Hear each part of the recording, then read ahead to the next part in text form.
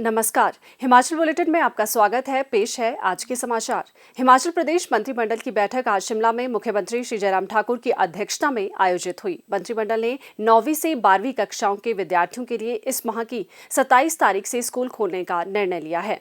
10वीं और 12वीं कक्षाओं के विद्यार्थी सप्ताह में सोमवार, मंगलवार और बुधवार, जबकि 9वीं और 11वीं कक्षाओं के विद्यार्थी वीरवार, शुक्रवार और शनिवार को विद्यालयों में उपस्थित होंगे। 8वीं कक्षा तक के विद्यार्थियों के लिए ऑनलाइन कक्षाएं और परीक्षाएं जारी रहेंगी।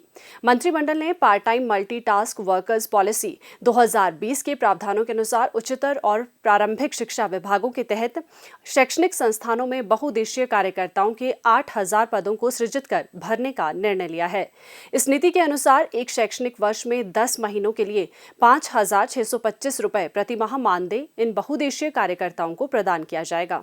मंत्रिमंडल ने राज्य में जेबीटी और C&V अध्यापकों के अंतर जिला स्थानांतरण के लिए स्थानांतरण नीति में संशोधन करने का निर्णय लिया है, जिसके अंतर्गत दूसरे जिले में स्थानांतरण के लिए निर्धारित वर्तमान कार्यकाल को 13 वर्ष से घटाकर 5 वर्ष किया गया है, जिसमें अनुबंध अवधि भी शामिल है और वर्तमान 3% कोटे को बढ़ाकर 5% करने का निर्णय लिया गया है। बैठक में प्रदेश के विभिन्न शैक्षणिक संस्थानों में आउटसोर्स पर रखे गए IT अध्यापकों के मानदेय में 1 अप्रैल 2021 से 500 रुपए प्रति माह बढ़ाने का निर्णय लिया गया है। मंत्रिमंडल ने कुल्लू जिला की मनाली तहसील की ग्राम पंचायत नसोगी के गांव छियाल में नया आयुर्वेदिक स्वास्थ्य केंद्र खोलने को स्वीकृति प्रदान की। बैठक में वन प्रशिक्षण संस्थान एवं रेंजर महाविद्यालय सुंदरनगर का नाम परिवर्तित कर हिमाचल प्रदेश वन अकादमी रखने को स्वीकृति प्रदान की गई। राज्य में बड़ी मेगा एंकर इकाइयों को राज्य में निवेश के लिए प्रोत्साहित करने के लिए प्रदेश मंत्रिमंडल ने हिमाचल प्रदेश औद्योगिक निवेश नीति एवं नियम 2019 के अंतर्गत प्रदेश में customised package of incentives for mega industrial projects के लिए प्रस्ताव का प्रारूप तैयार करने को स्वीकृति प्रदान की। बैठक में राजस्व विभाग में नायब तहसीलदार के 20 पदों को नियमित आधार पर सीधी भर्ती के माध्यम से भरने को स्वीकृति प्रदान की। बैठक में यात्रियों की सुरक्षा सुनिश्चित करने के लिए राज्य में क्षतिग्रस्त क्रैश बैरियरों को बदलने व रखरखाव की नीति को भी स्वीकृति प्रदान की गई। मंत्रिमंडल ने हिमाचल गृहिणी सुविधा योजना का नाम परिवर्तित कर मुख्यमंत्री गृहिणी सुविधा योजना, हिमाचल हेल्थ केयर योजना हिम केयर का नाम परिवर्तित कर मुख्यमंत्री हिमाचल हेल्थ केयर योजना हिम केयर और सहारा योजना का नाम परिवर्तित कर मुख्यमंत्री सहारा योजना करने को स्वीकृति प्रदान की। मंत्रिमंडल ने कांगड़ा जिला के बैजनाथ में आवश्यक पदों के सृजन और भरने के साथ जल शक्ति विभाग का नया खंड खोलने का निर्णय लिया। बैठक में कुल्लू जिला के मनाली क्षेत्र में राजकीय उच्च विद्यालय पलचान, जाना और शीरड़ को वरिष्ठ माध्यमिक पाठशाला और राजकीय माध्यमिक विद्यालय हलान 1 को राजकीय उच्च विद्यालय में स्तरोन्नत करने पर विभिन्न श्रेणियों के 22 पदों के सृजन के साथ भरने को स्वीकृति प्रदान की।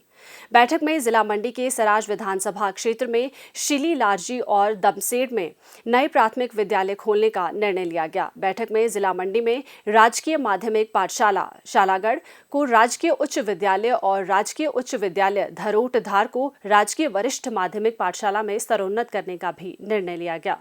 मंत्रिमंडल ने हिमाचल प्रदेश कर्मचारी चयन आयोग हमीरपुर के सुचारू संचालन के लिए विभिन्न श्रेणियों के 10 पदों के सृजन के साथ इन्हें भरने को स्वीकृति प्रदान की।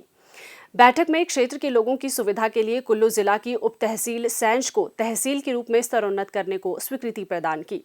मंत्रिमंडल ने बिलासपुर जिले के प्राथमिक स्वास्थ्य केंद्र स्वारघाट को आवश्यक पदों के सृजन के साथ सामुदायिक स्वास्थ्य केंद्र में स्तरोन्नत करने का निर्णय लिया। बैठक में जिला कुल्लू के प्राथमिक स्वास्थ्य केंद्र अरसू को सामुदायिक स्वास्थ्य केंद्र और प्राथमिक स्वास्थ्य केंद्र नित्थर को सामुदायिक स्वास्थ्य केंद्र में स्तरोन्नत करने का निर्णय लिया गया।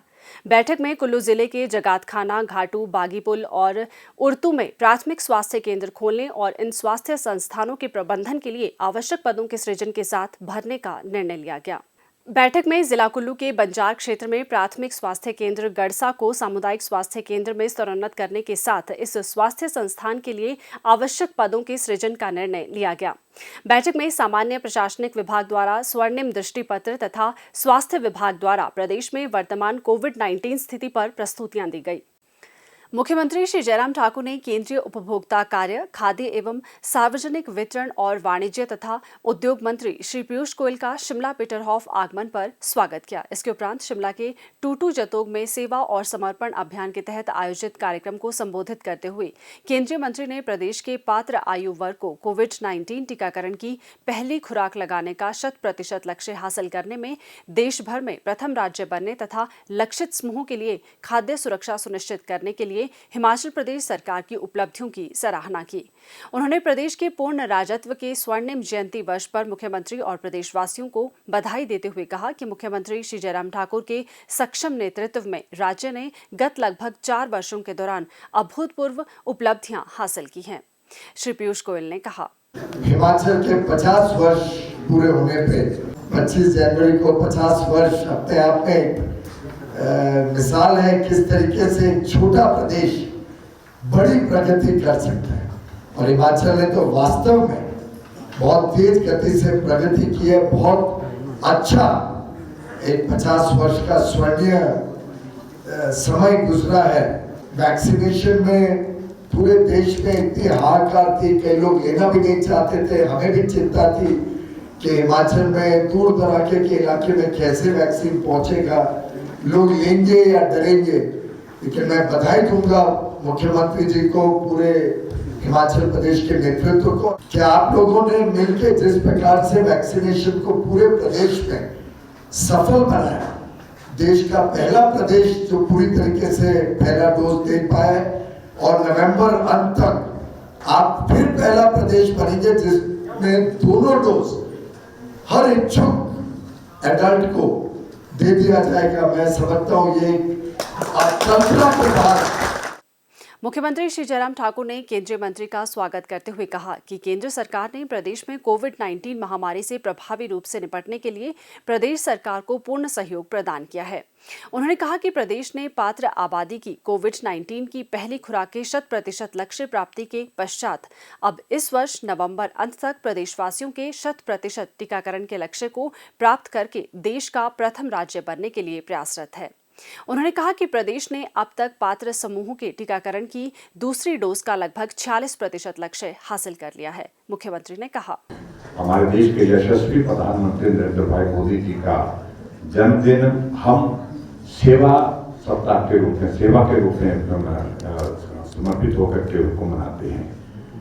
और हमारे लिए ये सौभाग्य की बात है कि ये कार्यक्रम जो पूरे देश भर में मना रहे हैं उसमें अनेक कार्य सेवा के रूप में हिमाचल प्रदेश में भी और पूरे देश भर में भी लोग उन कार्यक्रमों का आयोजन कर रहे हैं।